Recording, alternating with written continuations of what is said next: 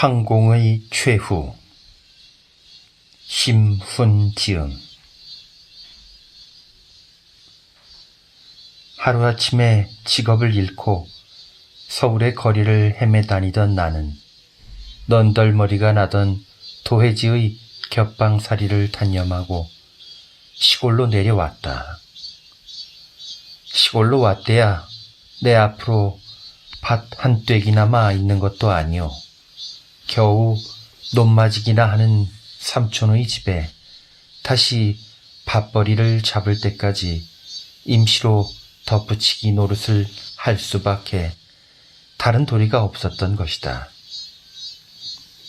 나이 어린 아내와 2살 먹은 아들놈 하나밖에는 딸린 사람이 없어서 식구는 단출하지만 한 푼의 수입도 없는 터에 뼈가 휘도록 농사를 지으시는 작은 아버지의 밥을 손끝 맺고 앉아서 받아 먹자니 비록 볼이 곱살미나마 목구멍에 넘어가지를 않을 때가 많았다. 아무리 호미자루 한번 쥐어보지 못한 책상 물리미기로 번들번들 놀고만 있기는 너무 염치가 없어서 괭이를 들고 밭으로 내려가서 덥적거리면 삼촌은 누가 너더러 일을 해달라니?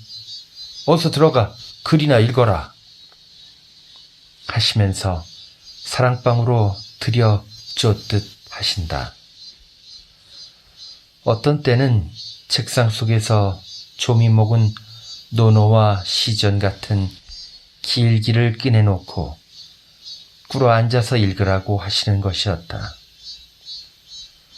참으로 견딜 수 없이 무료하고 단조로운 그날을 몸을 비비틀면서 보내노라니 서울의 친구들과 내온의 거리가 몹시 그리워졌다. 눈을 뜨면 하고 한 날 들여다보는 아내의 얼굴도 나날이 늘어가는 어린 것의 재롱도 다 싫어졌다.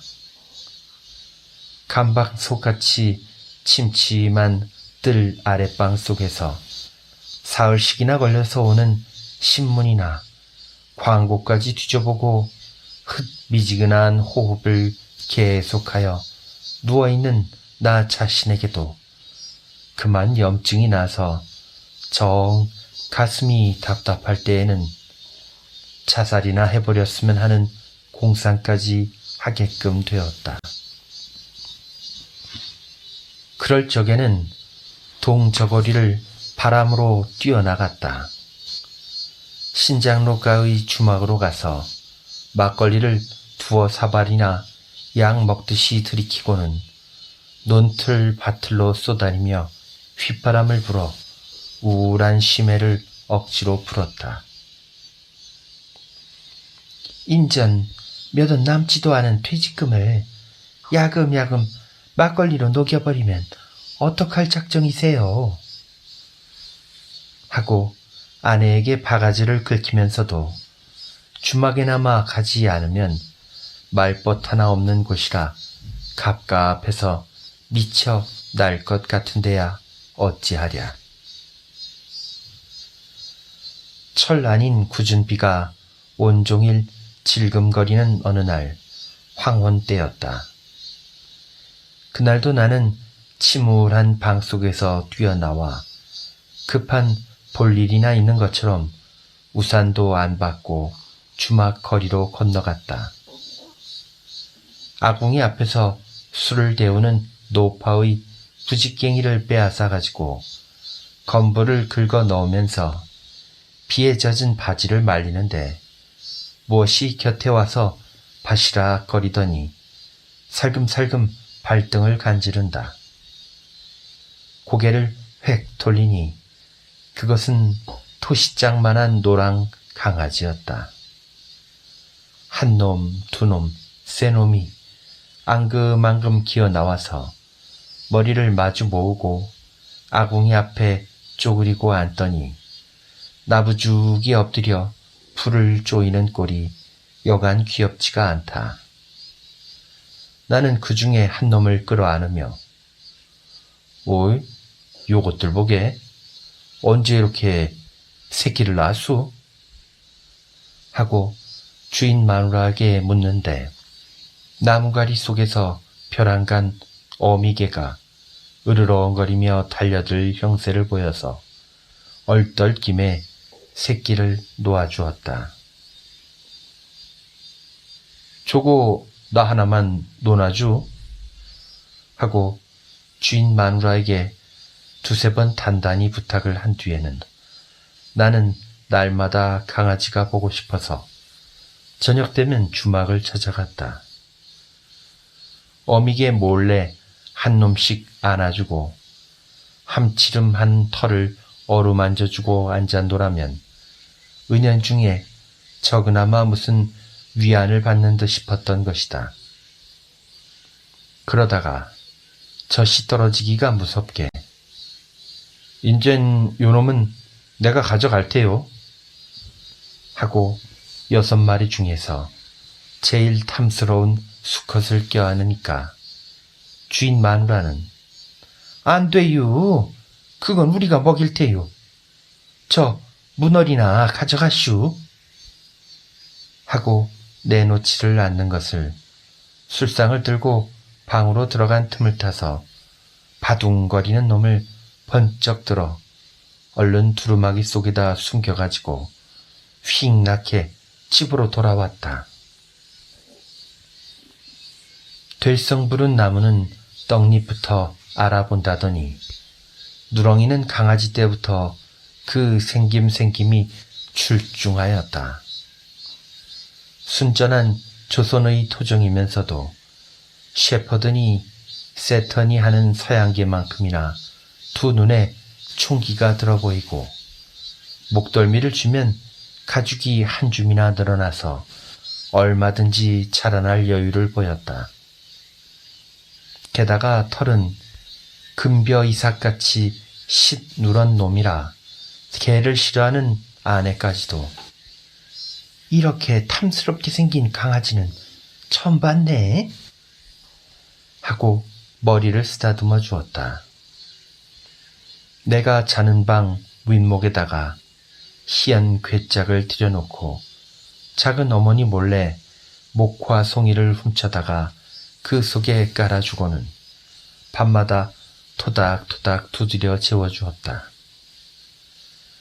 누렁이는 자다 말고 앙금앙금 이불 속으로 기어들어서 아내는 막중중하고 징글맞다고 자막대기로 때리려는 것을 가만둬 우리 애기 친구인데 하고 말리면서 정말 둘째 자식이나 되는 것처럼 폭 끌어안고 잤다. 그러면 누렁이는 어미의 품인 줄 아는지 조 이상만한 꼬랑지를 살래살래 흔들다가 어떤 때는 토끼처럼 콜콜하고 코를 다 골며 잤다. 새벽녘이 되어 머리맡에서 바시락거리는 소리에 눈을 떠보면 누렁이는 미닫이 틀에 가 매달리듯 하고 앞발로 창호지를 박박 긁으면서 끙끙댄다. 나는 처음에는 그 뜻을 몰랐다. 그래서 문을 열어주었더니 간신히 문지방을 기어 넘어 밭으로 내려가서 똥을 누고는 흙을 후벼 파서 그 자리를 덮고야 들어오는 것이었다. 그러면 나는 누렁이의 발을 닦아주고 다시 이불 속에서 온몸을 녹여주었다. 내가 늦잠이 들면 가슴과 겨드랑이와 얼굴을 싹싹 핥아서 간지럼을 참다 못해 사정없이 목덜미를 쥐어 집어 던지면 다시 기어들어선 또 손등이나 발바닥을 싹싹 핥는다. 귀찮기는 하면서도 어린애가 재롱을 부리듯 하는 꼴이 하도 귀여워서 나는 강아지를 끌어안고 입을 다 맞추었다. 그리고는 동요를 불러주듯이 평생 소원 누룽지 고대광실 아궁지 자손만대 나누지 와석종신 올감지 하면서 놀려주는 것이 일과 중의 하나가 되었다. 그러는 동안에 나는 늦잠을 자는 버릇이 떨어졌고 개는 하등의 동물이라는 관념이 없어졌다. 성미가 깔깔한 아내까지도 누렁이를 어린 식구의 한 사람으로 여기고 자기의 밥을 먼저 떠주는 때까지 있게 되었다. 누렁이는 크는 것이 눈에 보이는 듯이 무럭무럭 자랐다. 두어 달쯤 되니까 허리가 늘씬해지고 키가 자가웃이나 되었다. 작은 어머니에게서는 저 애는 개하고 헝겊붙이 되는 게야 하고 구중까지 들어가면서 내 밥의 대궁을 일부러 남겨주고 손수 솥바닥의 콩 누룽지를 박박 긁어다가는 어린애는 안 주고 누렁이를 주곤 하였다. 그렇지 않아도 한창 자랄 고비라 누렁이는 먹는 대로 우쩍우쩍 자라니까 한 방에 데리고 자기가 징그러워서 마루 밑에 공석대기를 깔아 살림을 내고 구융을 파서 밥그릇 장만까지 해주었다. 내가 밤에 뒷간에 가면 반드시 따라와 턱을 고이고 앉아서 주인을 지키고 어느 때에는 주막에서 술이 취해서 비틀거리고 오다가 눈 위에가 쓰러진 것을 보고는 집으로 달려가서 아내의 치맛자락을 물고 끌고 온 덕택으로 까딱하면 얼어 죽을 것을 살아났다. 그래서 그 뒤로 누렁이는 나의 사랑을 곱절이나 더 받게 되었던 것이다. 사실 여우나 늑대 같은 짐승의 출몰이 심한 산중에는 누렁이만 앞을 세우면 무장한 보호병정을 데리고 다니는 것만큼이나 든든하였다. 동시에 누렁이는 장난이 들었다. 취각이 어찌나 예민한지 내가 이웃집으로 마시를 가면 대돌 위에 10여 켤레나 벗어놓은 고무신 가운데서 내 신을 맡아서 알고는 살그머니 물어다가 저희 집 신돌에다가 놓고는 침을 떼기가 일쑤였다. 그럭저럭 누렁이가 내 손에 길리운 지 거의 1년이나 되었다.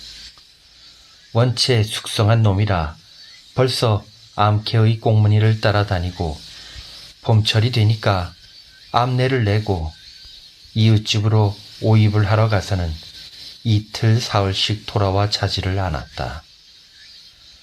과연한 총각 모양으로 목이 패었는데 베이스로 컹컹컹 짖는 목소리는 아주 남성적으로 우렁찼다.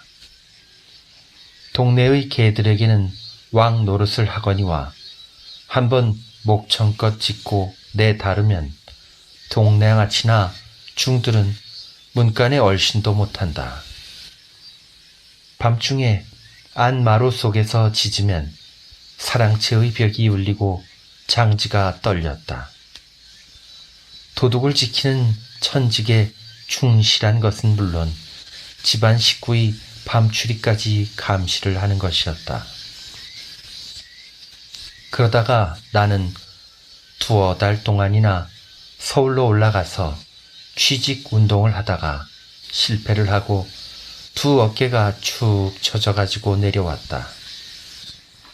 가족을 대할 면목조차 없어서 기신 없는 걸음걸이로 동네 밖에 장승이 선 고개를 넘어오는데 타박솔 밑에 누런 것이 쭈그리고 앉았다가 어느 틈에 나를 보았는지 말처럼 내 굽을 몰며 달려왔다.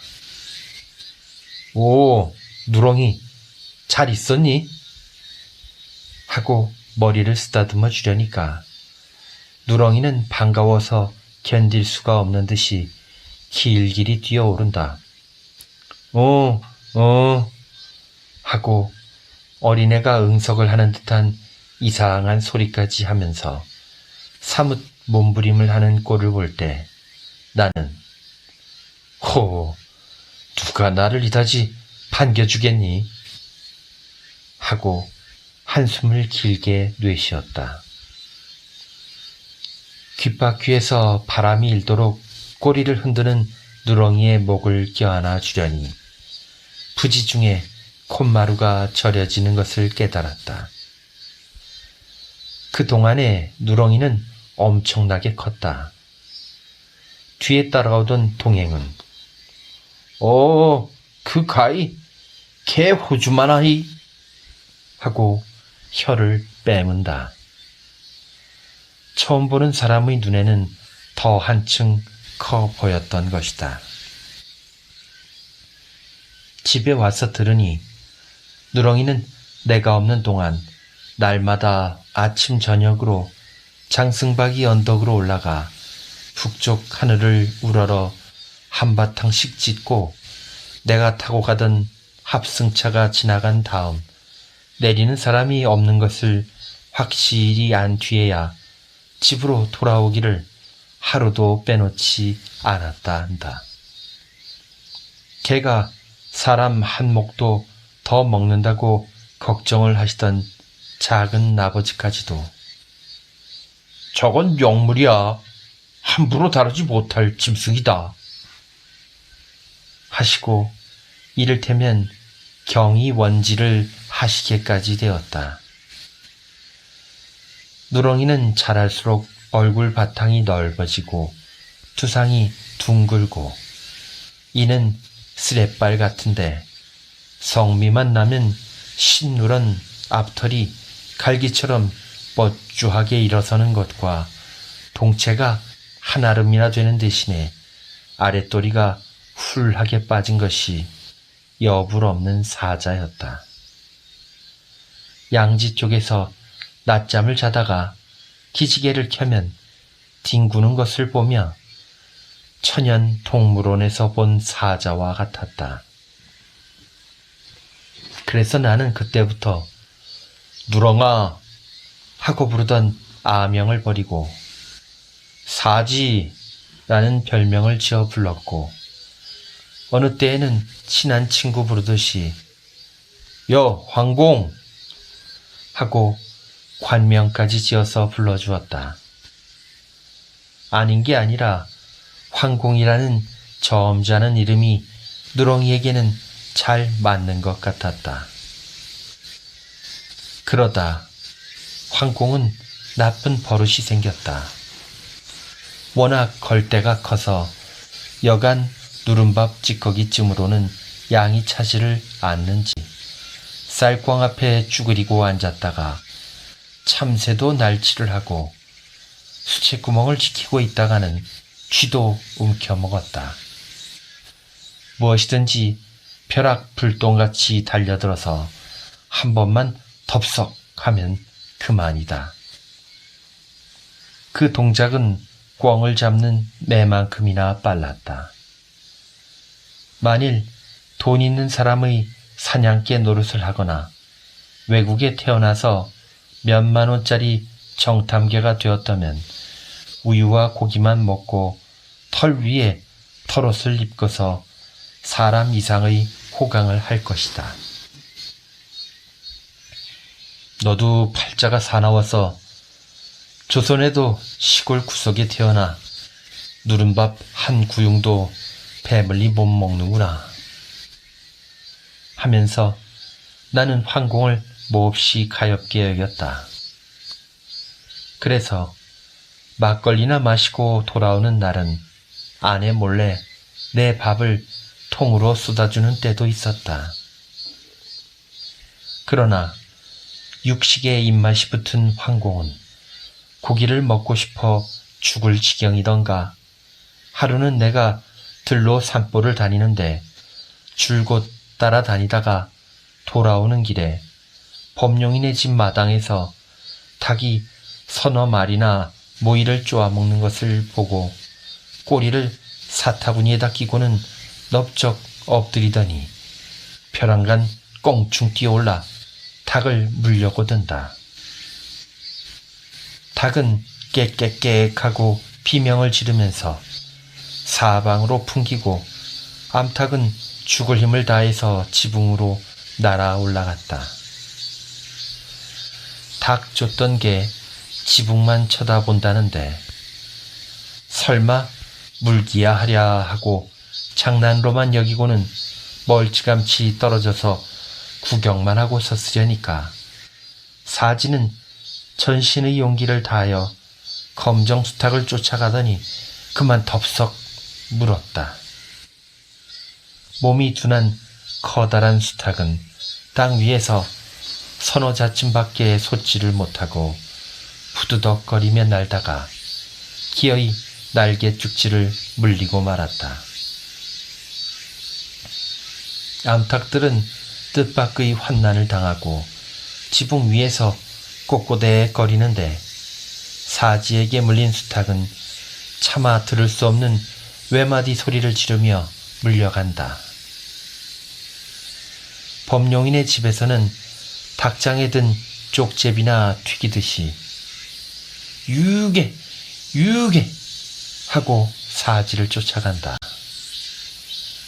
사지는 눈 꿈쩍하는 사이에 산으로 치달았다. 아마 포수에게 놀란 노루도 그만큼 빨리 뛰지는 못할 것이다.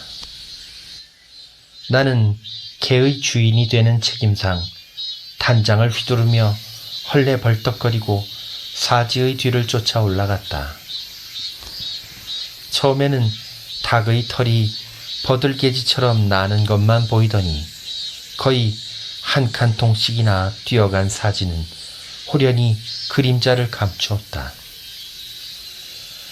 나는 하는 수 없이 개의 발자국과 털이 떨어진 것만 대중하고 산속으로 산 모퉁이로 천방지축 따라갔다.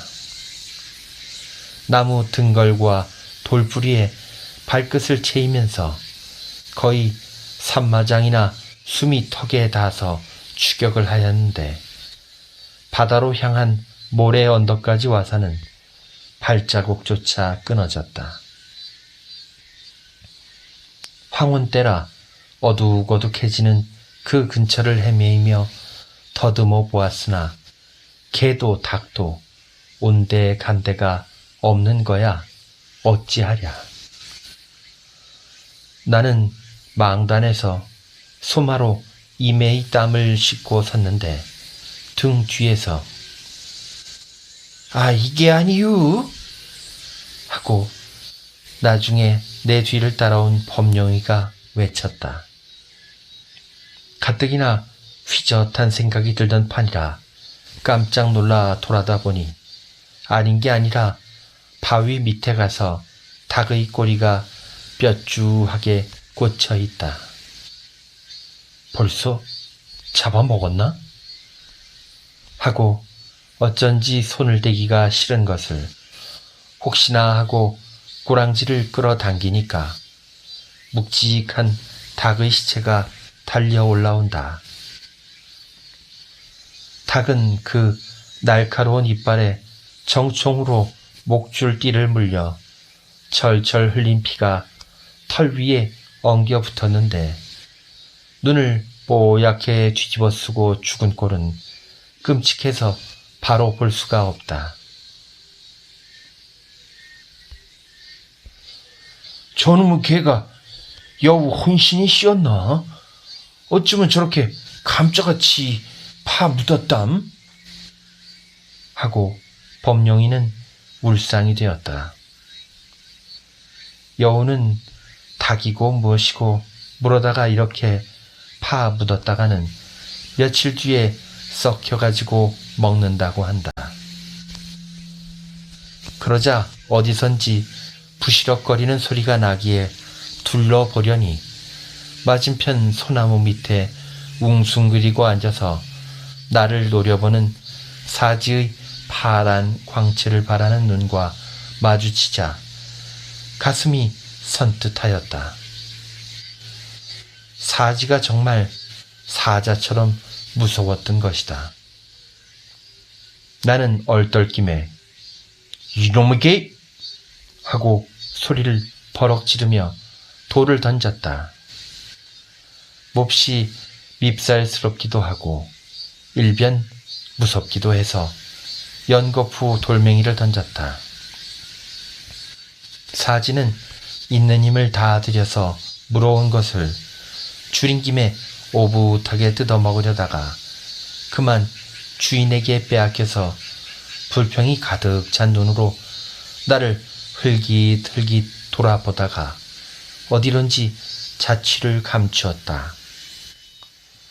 아마 다른 사람이 닭을 빼앗았더라면 한사코 달려들어 물어 박질렀을 것이다.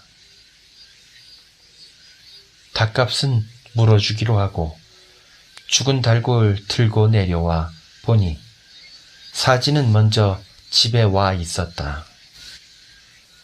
죽을 죄나 지은 듯이 슬금슬금 내 눈치만 보고 꼬리를 사리며 피해 다니는 것을 버르장이를 가르쳐줄 양으로 붙들어다가 중문간에다 몰아넣고는 이놈 또 이따위 짓을 할 테냐? 하고 사설을 해가며 빗자루로 두드려 주었다. 황공은 너무 귀여워만 해주던 주인의 과도한 폭력 행동에 놀라서 꺼껑꺼 하고 소리를 지르고 죽는 신용을 하며 엄살을 한다. 그러면서도 감히 달려들어 반항은 하지 못하는 것이 가엾기도 해서 다시 그따위 짓을 했단 봐라 하고 매를 던졌다.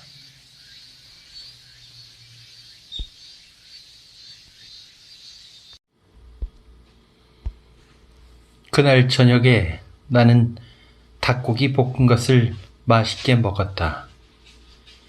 개의 이빨에서 무슨 독이나 퍼지지 않았나 하고 꺼름칙하기는 했지만 여러 달 동안 고기란 구경도 못해서 허수증이 났었고 나는 닭고기를 편기하는 터라 기름진 살은 물론 뼈까지 의지직 깨물어서 고소한 국물까지 빨아먹었다.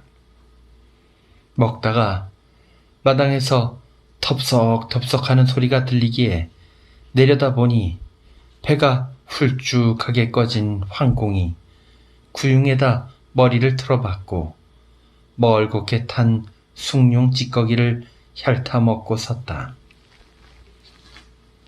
나는 황공이 여간 불쌍해 보이지 않았다. 천신만고를 해서 허젓하게 뜯어 먹으려고 물어다가 파묻은 닭을 주인에게 송두리째 빼앗기고 고기 냄새를 맡아서 회만 동했을 텐데 주인에게 난생 처음으로 몇 가지 호되게 얻어맞고는 숭늉 찢기로 남아 줄인 창자를 치울 수밖에 없는 황공의 신세가 눈물 겨웁도록 가엾어 보였다. 황공이 말을 할 줄 안다면 동네방네로 친구들을 찾아다니며 내가 먹을 것을 강탈해가지고 몽둥이 칭질까지 한 뒤에 그것을 횡령 주식한 주인의 횡포가 얼마나 분하고 원망스러우냐 하고 억울한 사정을 하소연하였을 것이다. 그래서 황공을 동정하고 이해관계가 깊은 근처의 개들이 일치 단결을 해가지고 이빨을 갈며 으르렁거리고 달려들면 나는 어찌할 것인가. 나를 여지없이 물어 박지르고 묻개가 다투어가며 내 살을 묻어 뜯으면 과연 저항할 힘이 있을까? 그들의 정당한 보복에 대해서 변명할 것이나마 있을 것인가 하고 생각해 보니 황공을 대하기가 두렵고 부끄럽기도 하였다. 개가 고기가 먹고 싶었던 것이나 내가 육식이 하고 싶은 것은 그 본능에 있어서 조금도 다름이 없다. 저보다 약한 것을 잡아먹고 저의 식욕을 채우는 것을 사람들이 떳떳하게 여기는 것과 같이 남의 살을 뜯고 피를 빨지 못하는 사람을 도리어 못난 놈, 빈축 맞은 놈으로 여기는 것과 같이 개의 경우에 있어서도 사지의 행동이 잘못되지 않은 것이 분명치 않은가. 눈앞에 먹을 것을 보고 달려들어 문 것은 사지가 다른 저의 동족보다도 용감하기 때문이다. 보통 개보다 잘난 까닭이다. 닭을 잡아간 사지에게 무슨 죄가 성립되느냐. 개 자신으로 보아서도 정당한 행위가 아니었더냐. 구태여 잘못이 있다면 사지에게는 날짐승이라도 날치를 할 수 있는 힘과 날렘이 있었기 때문이 아닐까. 그러나 사지가 출중하게 잘나고 날래인 것은 결코 저 자신의 의사로 된 것은 아니니 그것도 조물주의 장난인 것이 분명하다.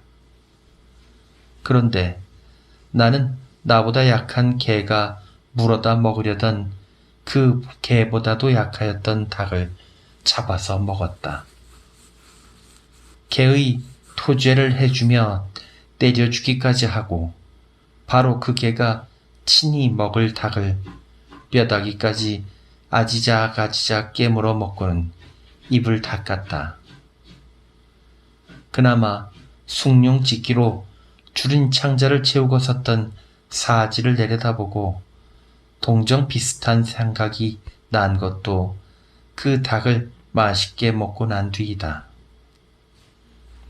그러고 보니 남을 동정한다는 것도 제 배가 부른 뒤에 식곤증 비슷이 일어나는 미지근한 심리작용이요. 양심의 가책을 받는다는 것도 제 욕망을 채운 뒤에 생기는 얄미운 자기 변호에 지나지 못한다. 사지가 제 육체의 힘을 다해서 닭을 문 것은 억제할 수 없는 본능이 시키는 용감한 행동이다. 그러나 그 뒤를 쫓아가서 물어놓은 것까지 파헤쳐다가 힘 안 들이고 먹는 내 행동은 개가 부끄러울 만큼 가증하고 비겁하지 않았던가. 나는 사지를 달래주듯이 황공! 하고 불러서 먹다 남은 닭의 내장과 뼈다귀를 던져주었다. 그러나 황공은 본체도 안 하고 머리를 돌리고는 대문 밖으로 나가버렸다. 그 뒤로 황공은 그다지 귀여워해주던 주인을 곁눈으로 눈치만 보고 가까이 오지를 않았다. 내가 눈에만 뜨이면 비실비실 피해가는 것을 요, 황공, 내가 잘못했네. 미안하이. 하고 사과를 하여도 들은 채 만취하고 외면을 하고는 동네 집으로 가곤 하였다. 그러나 며칠 뒤에 황공은 집에서 기르는 닭을 물었다. 둥우리에서 알을 낳고 꼬고대거리다가 내려오는 암탉을 물었다.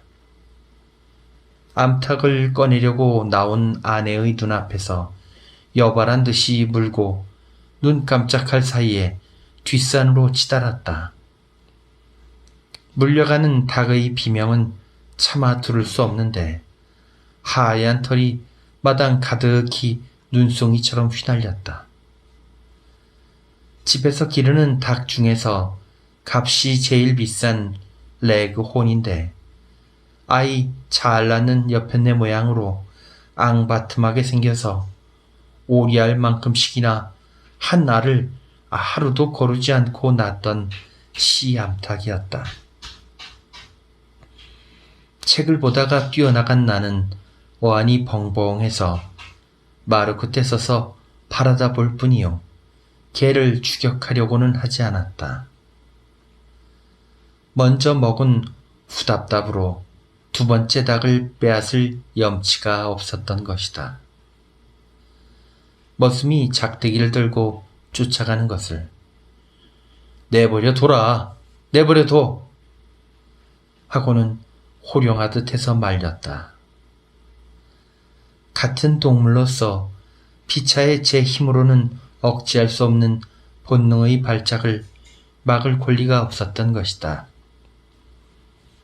이를테면 남의 생존권을 방해할 아무 이유도 찾을 수 없었고 남의 노력을 중간에서 착취하는 죄를 두 번 다시 짓지 말려 함이었다. 삼촌 내외부는 저 개 없애라 하고 걱정이 대단하신데 그 뒤로 날고기에 입맛이 붙은 사지는 점점 맹수성을 띄우고 동네집 돼지 새끼를 2마리나 잡아먹었다. 난지 얼마 안 되어 젖살이 포동포동 찐 것이 울 밑으로 나와서 어릿어릿하는 것을 물어다가 전과 같은 수단으로 흙을 허비고 파묻었다가 꺼내 먹은 눈치다. 나는 돼지 임자에게 시비를 듣고 돼지값을 물어주는 수밖에 없었다. 그 뒤로 사지는 집에 잘 들어오지를 않고 물론 밥도 먹지를 않았다. 이제는 입이 높아져서 누룽지 같은 것은 입에 대기도 싫은 모양이다. 사지의 행동이 너무나 정도가 지나치니까 동정이 차츰차츰 아무 죄 없이 비명이 죽은 닭과 돼지에게로 갔다. 동시에 사지가 때려 죽이고 싶도록 미워졌다. 약육 강식도 그 도를 넘어서 같은 가축끼리 화목하게 지내지를 못하고 가정 참혹하고 잔인한 수단으로 제 배때기를 불리우는 사지가 극도로 미웠다. 일종의 의분까지 느껴지는 것이었다. 삼촌 내외부는 물론이지만 동네 사람들은 나를 보고 여보, 댁의 개 때문에 닭은커녕 돼지도 못 길러 먹겠소. 그래 그따위 벼르장이를 하는 걸 그대로 버려둔단 말이오. 조만간 어린애 꺼정 물어갈 테니 아니 살인하는 것까지 당신의 눈으로 봐야만 시원하겠소? 하고 팔을 걷으며 시비를 걸었다. 나는 속으로 이런 말을 들어도 싸다 하면서도 값을 물어줬으면 그만이지 웬 여러 말이오? 하고 버티었다. 억지의 소린 줄 모르는 바는 아니나 그렇다고 사지를 차마 백정에게 내줄 수는 없었다. 저것을 그대로 뒀다간 암만 해도 큰일을 저지르겠는데 하고 나의 어린 것까지 염려는 되건만 그다지 사랑하던 사지가 올가미를 쓰는 거야 볼 수가 없지 않은가. 그렇지 않아도 어느 날은 동네 사람들이 장거리에서 개 백정을 데리고 와서 자, 고집 세지 말고 그만 요정을 냅시다. 물건이 그렇게 크니 다른 개값 갑절을 드리지요. 하고 1원짜리 지전 넉 장을 내민다. 저희끼리 수군거리는 소리를 들으니 뒷다리는 아무 개가 갖다 먹고 네번은 누구누구가 차지하는 등등 잡아먹을 배비까지 차리고 온 눈치다. 어쩌면 가마 속에 물까지 끓여놓고 왔는지도 모른다. 쓸데없는 소리 말고 어서들 가오. 내 손으로 기르는 개를 돈 받고 팔아먹을 듯 싶소? 하고 나는 처음부터 순순히 말대꾸를 하다가 부득부득 조르는 것이 밉살스러워서 가라면 같이 그려. 남의 집에 애를 지어와서 웬 야료들이야. 100원을 내도 안 팔 테니 헐대로들 해봐. 하고는 마루 끝에 놓은 지전을 발길로 걷어찼다. 그때 마침 사지가 안마루 밑에 누웠다가 집에서 떠들썩하니까 그 우렁찬 목소리로 몇 마디 컹컹 짖으며 나온다. 개 백정은 예, 이놈 엄청나구나. 하고는 시꺼멓게 그을은 상판에 살기도는 눈초리로 사지의 목덜미에 눈독을 들이며 가까이 온다. 그 자의 허리춤에는 올가미 한 끝이 처진 것이 보였다. 사지는 제 앞으로 다가오는 개 백정을 흘낏 보더니 그자가 제 동물을 올가가는 것을 보았는지 한사코 짖으면서도 겁이 나서 냉큼 달려들지를 못한다.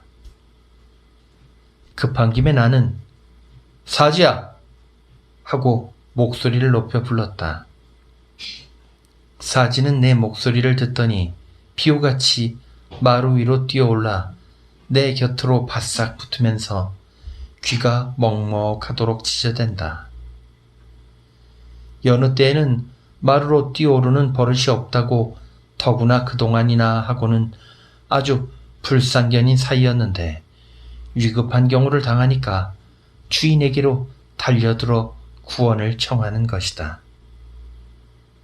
사지의 위풍에 백정도 혀를 내려두며 어이, 그놈의 사람 잡겠네. 하고 개두덜거리며 돌아섰다. 사지는 그제야 마음이 놓인 듯이 짖기를 그치고 내 앞에 가 앞발을 뻗고 너부죽이 엎드리며 꼬리를 젓는다. 나는 그 눈과 동작에서 무한한 감사와 다시 살아난 기쁨을 보았다.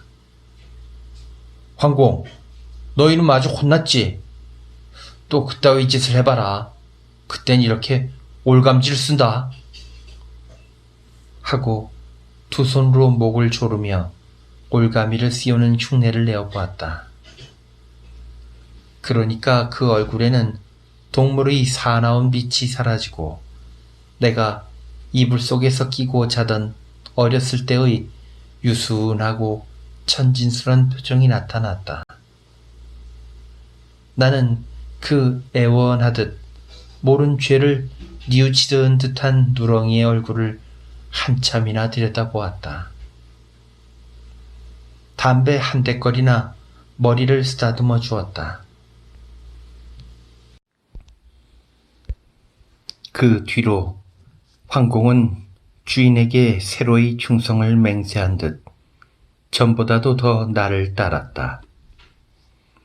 잠시도 곁을 떠나지 않으며 낯 서투른 사람은 근접도 못하게 굴었다.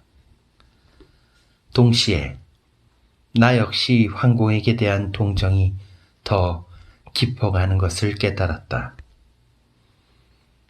그런 일이 있은 후 한 달이 되었다. 저녁 때인데 불시에 온 동네가 떠들썩하기에 나는 사지가 또 무슨 일을 저질렀나? 하고 앞마당으로 들어가 보니 사지는 장독대 곁에서 유산 태평으로 내 활개를 뻗치고 낮잠을 자고 있었다. 조금 있자 미친 개가 들어왔다. 수마인의 개가 물렸다. 영준네 개도 물렸다. 하고 외치는 소리가 여기저기서 들렸다. 나는 우리 사지가 물릴까 보아 대문을 걸고 몽둥이를 들고 앉아서 미친 개가 오기만 하면 두드려 잡을 작정을 하고 기다렸다. 아니나 다를까 조금 뒤에 털이 시커멓고 거의 사지만큼이나 큰 놈이 동네 사람에게 쫓겨서 혀를 기기다랗게 빼물고 쏜살같이 내 앞으로 달려왔다. 동네 사람들은 사지를 내주지 않은 감정이 있어서 그러는지 몸들을 살리느라고 그러는지 막대기를 들고도 먼 발치로 바라다 보고만 서 있다. 미친 개는 눈깔이 썩은 생선처럼 새빨갛게 뒤집혔는데 개소리같이는 않은 이상한 소리를 지르더니 다짜고짜 내게로 뛰어오른다. 나는 이게 하고 외치는 소리를 지르며 몽둥이를 휘두르나 길길이 뛰어오르는 미친 개를 막아낼 수가 없었다.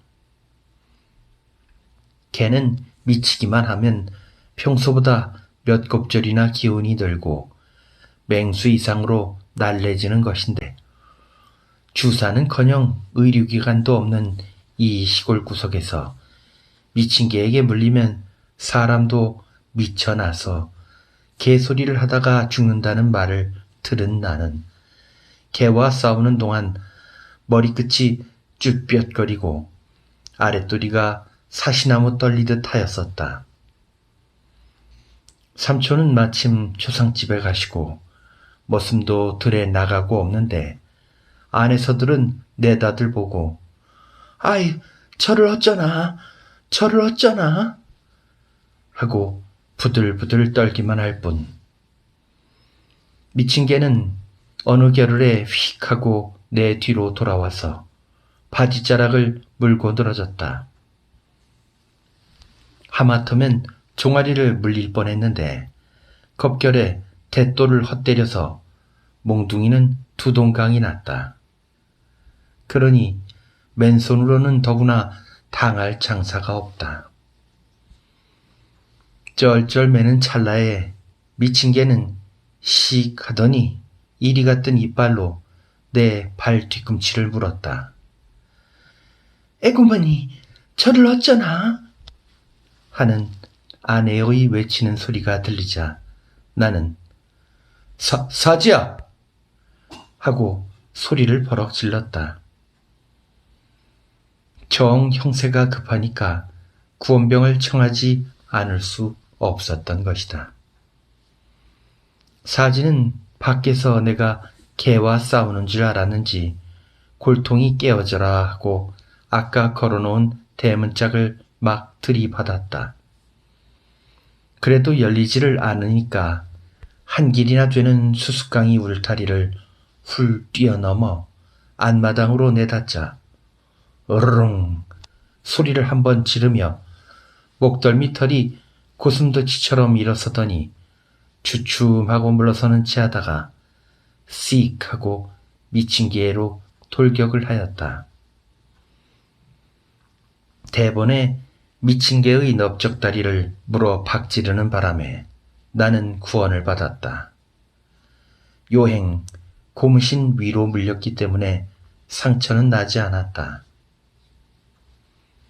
사지와 미친 개는 맹렬한 단병 접전이 시작되었다.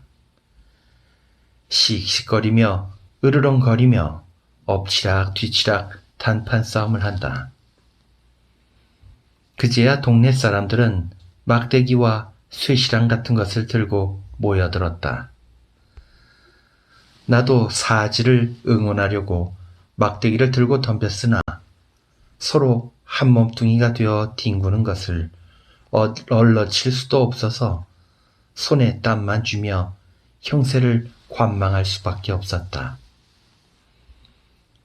사지는 참으로 용감하였다. 그러나 귀와 앞다리에는 시뻘건 피가 줄줄이 흐른다. 나는 차마 그대로 볼 수가 없어서 어느 개가 죽든지 난 모른다 하고 쇠시랑을 빼더 들고 내 앞으로 쫓아오는 미친 개의 골통을 겨냥해서 힘껏 내리갈겼다. 미친 개는 꽁 하더니 그 자리에서 혀를 빼물고 거꾸러졌다. 사지는 이제는 저항을 못하고 버둥거리는 미친 개를 닥치는 대로 물어뜯으며 실컷 분풀이를 한다. 나는 그 독한 이빨에 물려서 얼마 아니면 미쳐 죽게 된 것을 사지의 결사적인 응원으로 살아났다. 사지는 내 생명을 두 번째나 구해준 은견인 것이다. 나는 이마의 땀을 씻던 손수건으로 사지의 피를, 나를 위해서 대신 흘려준 검은 피를 씻어주었다. 그러나 사지가 미친 개에게 피가 나도록 물린 것이 여간 걱정이 되지 않아서 밤이면 잠을 편히 못 잤다. 동네 사람들은 저 개를 그냥 뒀다간 정말 큰일 나오. 마저 잡아 없애야지. 저 큰 개 미쳤다간 성할 사람이 없을 걸 뻔히 알면서. 아니 그래, 동네 애들이 모조리 물려서 개소리를 하고 죽는 걸 봐야 시원하겠소? 하고 이번에는 아주 위협적으로 대들었다. 얘기 개만도 못한 자들 같으니라고. 너희는 내가 물리는 걸 멀거니 보고만 섰다가 인제 와서 무슨 수작이냐. 물려도 내가 먼저 물리고 죽어도 내가 먼저 죽을 게니 걱정들 말어. 하고 나는 어찌나 성이 나는지 막 욕설까지 해서 보냈다. 그러나 실상인즉 나 역시도 몹시 걱정이 되어서 자전거를 얻어 타고 30리나 되는 장거리로 가서 미친 개에게 특효가 있다는 청가래라는 약을 사다가 밥에 타서 몇 번이나 억지로 먹이고서야 조금 안심을 하였다. 그러면서도 혹시 눈이 붉어지지나 않나, 밥을 안 먹고 시lun거리지나 않나 하고 하루도 몇 번씩 사지의 건강 상태를 검사하였으나 다행히 조그만 이상도 보이지 않았다.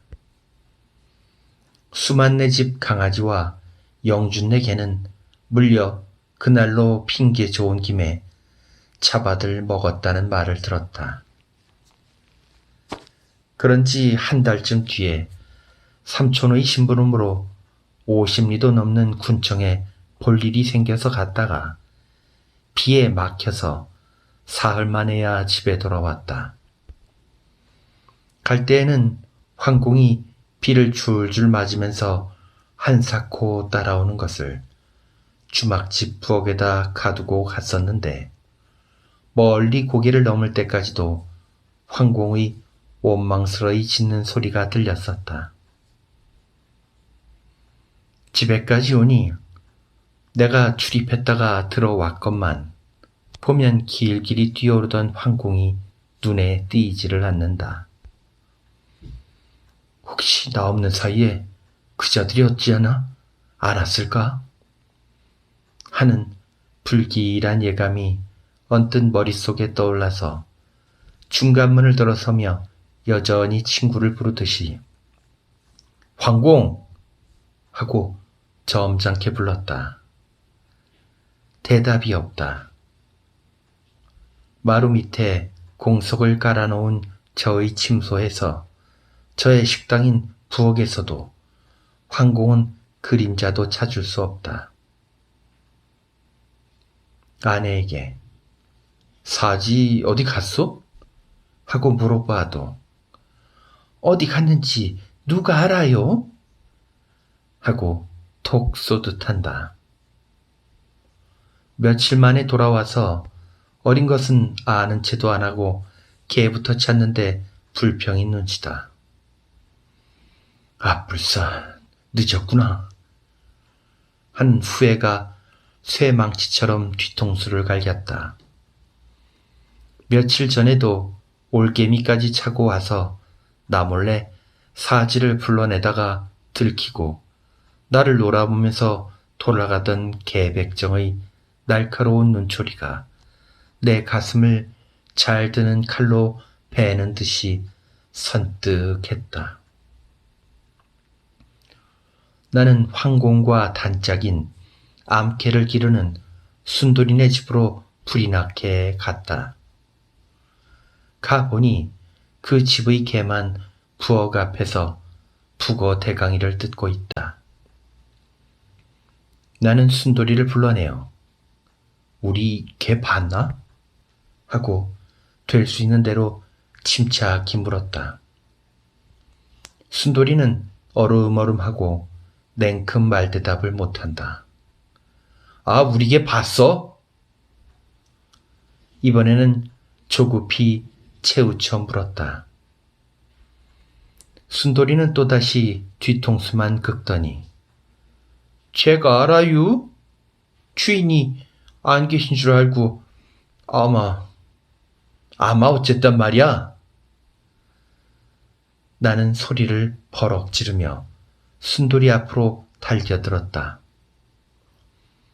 순돌이는 겁이 나서 문칫 물러서며 저 건널마서 잡아가는 소리만 들으시오 한다. 설마 잡아가기야 했으랴 하던 나는 가슴이 덜컥 내려앉았다. 염통이 벼랑간 쿵쿵 기계 방아처럼 짖는 것을 간신히 진정시키며 아, 네 집에서 잡았어 하고 바른대로 구애받치지 않으면 멱줄이라도 누를 듯이 엄포를 하니까 순돌이는 아마 작은 말 응청내로들 매나봐요 하고 목소리를 떤다. 나는 귀 뒤에 미끈미끈 미끄러지는 길을 엎드러지며 곱들어지며 응천내 집으로 다른 박질을 하였다. 걸음이 굼뜨인 나로서는 상상할 수 없을 만큼 빨랐다. 쌀이짝 문을 발길로 걷어차니 개의 독특한 비린내가 훅 끼쳤다. 어떤 놈이 남의 개를 잡아먹느냐? 나는 호통을 하며 더운 김이 연기처럼 서리어 나오는 부엌으로 불쑥 머리를 들이밀었다. 동네의 늑수구레한 축들이 7, 8명이나 쭈그리고 앉았다가 내 호통에 놀라서 벌떡 일어선다. 하도 소슬이 부르니까 하나 둘 슬금슬금 꽁무니를 빼는데 부뚜막을 보니까 컴컴한 가마 속의 물이 부글부글 끓어오른다. 나의 시선이 김과 연기에 쌓여 어두침침하던 부엌 바닥으로 달리자 이를 어찌하랴. 백정놈이 창칼로 황공의 가죽을 벗겨가지고 그 가죽에 붙은 살을 싹싹 바르고 있지 않은가. 그것을 들여다본 나는 두 눈이 벌컥 뒤집혔다. 여전히 독살스러운 눈을 짓뜨고 힐끔 쳐다보는 개 백정의 배를 갈라 칸으로 꺼내 씹어먹도록 비웠다. 이놈아, 이 잡아먹을 놈아! 하고 부르짖으며 이를 부두둑 깔다가 이놈 너도 죽어봐라! 하고 단장을 번쩍 들어 개 백정의 어깨를 힘껏 후려갈겼다. 개 백정은 어이쿠! 하고 고개를 푹 수그렸다가 칼을 들고 일어나 반항을 하려는 것을 이 개만도 못한 놈 어딜 덤벼!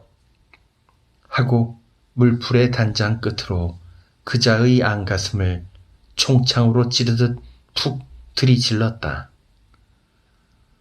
그자는 개소리처럼 깡 하고 비명을 지르고 꼬꾸라지더니 몽둥이를 발에 밟힌 지렁이처럼 뒤튼다.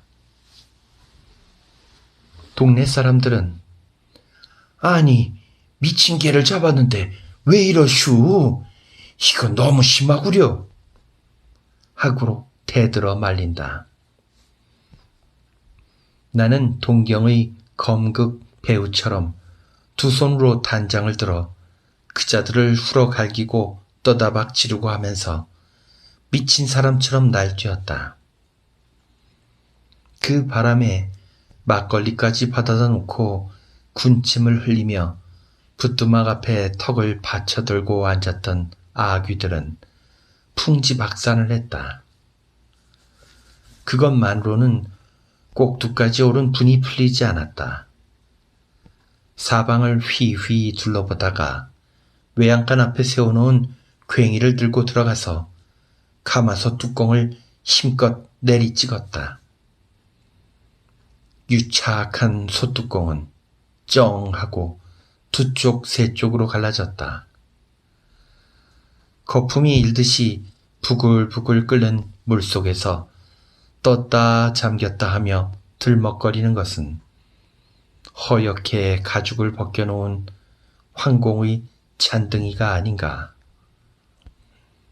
나는 고개를 획 돌렸다. 그다지도 사랑하던 누렁이의 사지의 황공의 무참한 시체를 차마 내 눈으로는 두 번 다시 볼 수가 없었다.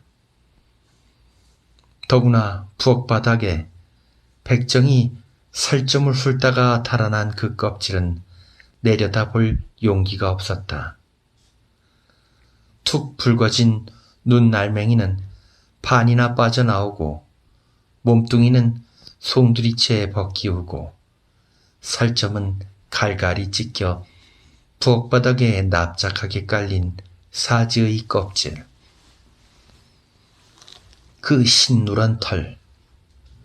나만 보면 곁에서 바람이 일도록 내두르던 그 탐스럽던 꼬랑지. 나는 흥분이 조금 가라앉자 눈두덩이 뜨끈했다. 이윽고 두 줄기 눈물이 앞을 가리었다. 더운 물에 불어서 축축하고 끈적끈적한 황공의 머리털과 등허리를 전처럼 어루만져 주려니 울음이 북받쳐 올라 어린애처럼 엉엉 울고 싶은 것을 입술을 깨물며 참았다.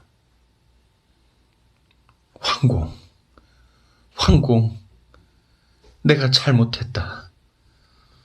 주막에서 너를 왜 못 따라게 했더란 말이냐. 사지야, 주인의 잘못을 용서해다오. 나는 넋두리를 하듯하며 소매로 얼굴을 가리고 흐느꼈다. 올가미를 쓰지 않으려고 나를 찾으며 최후의 반항을 하던 것을 눈 앞에 상상하려니 개가 미치면 위독하다는 것보다 그 탐스러운 목덜미와 군살이 너덜너덜하게 찐 뒷다리를 식욕이 동해서 황공을 몰래 잡아먹으려던 인간들. 그 인간들의 살점을 물어 뜯고 싶었다. 황공이 그다지도 무참한 최후를 마친 지도 어느 틈에 2달이 지났다. 그때처럼 굳은 비가 오는 날 밤에 나는 동경서 친구가 붙여주는 신문에 대강 이러한 기사가 실린 것을 보았다. 사랑해주던 주인 모모모 박사가 세상을 떠난 후 진날 마른 날을 가리지 않고 4년 동안이나 조석으로 정거장에 나와서 주인을 기다리며 슬픔에 젖어있던 동경 뽀찌 구락부의 명예회원인 충견 핫지공이 노한으로 세상을 버렸다라는 것과 그 임종하던 모양이며 수많은 아이들과 어른들에게 쌓여서 조상을 받는 핫지공의 사진까지 커다랗게 났다. 사단으로 내려 뽑은 기사는 대신이 죽었어도 그보다 더 크게 취급은 하지 못했으리라. 며칠 뒤에 온 신문에는 그 후보가 났다. 핫지공의 장례 때에는 중이 6명이나 경을 읽어서 그 충성스럽던 영혼을 위로해 주었고, 주인의 무덤에까지 온 동네 사람들이 회장을 나왔는데, 이 슬픈 소식이 한번 퍼지자 전국에서 모인 부의금이 360여 원에 달했으며, 어느 동물학 박사는 순수 메스를 들어 핫지공을 해부한 뒤에 생시와 똑같은 모양으로 박제를 해서 아동 박물관에 영원히 보존하기로 되었다.